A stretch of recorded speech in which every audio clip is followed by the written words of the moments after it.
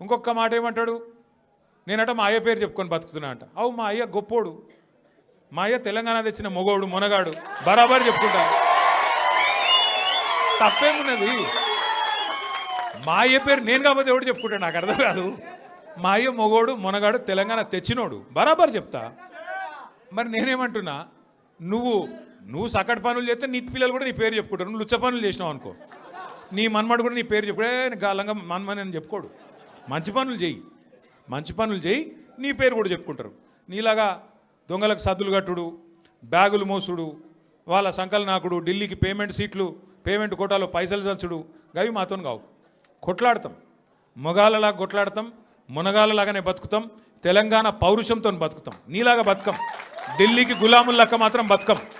ఢిల్లీకి సంచులు మోసుకుంటా, ఢిల్లీలో పోయి బీజేపీలతో రాసుకొని పోసుకొని తిరుక్కుంటా, జడ్జీల కాళ్ళు పట్టుకుంటా, అయ్యో నన్ను కేసుల లోపల నుక్కకుర్రి అని చెప్పి డైవులు కొట్టుకుంటా, గా బతుకు అవసరం లేదు. బతికిన నాళ్ళు దర్జాగా బతుకుతాం, చచ్చినప్పుడు కూడా రాయలుగా చచ్చిపోతాం. అంతేగాని ఇట్లా చిల్లర పనులు చేయం. మీకు దయచేసి నేను ఒకటే కోరుతున్నా, ఆయన మళ్ళా అంటుండు కేసీఆర్ నట ముఖ్యమంత్రి కానియాడంట.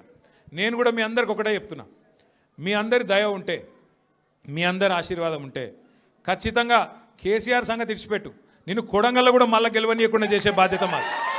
నిన్ను కొడంగల్లో మళ్ళీ గెలవనీయకుండా మళ్ళీ అసెంబ్లీకి రానియకుండా చేసే బాధ్యత పార్టీగా మేమందరం, ప్రజలుగా మేమందరం తీసుకుంటాం. నువ్వు మాట్లాడే మాటలు, చేసే రోత పనులు, వాటికి ఇలా ప్రజలు అసహించుకుంటున్నారు, నోట్లో ఉంచుతున్నారు. ఏం మాటలే అవి, ముఖ్యమంత్రి టీవీ పెడితే పిల్లలు ఖరాబ్ అయ్యేటట్టున్నారు నీ భాష ఇంటే అని చెప్పి మొత్తం టీవీలు బంద్ చేస్తున్నారు. గసంటి పరిస్థితి వచ్చింది.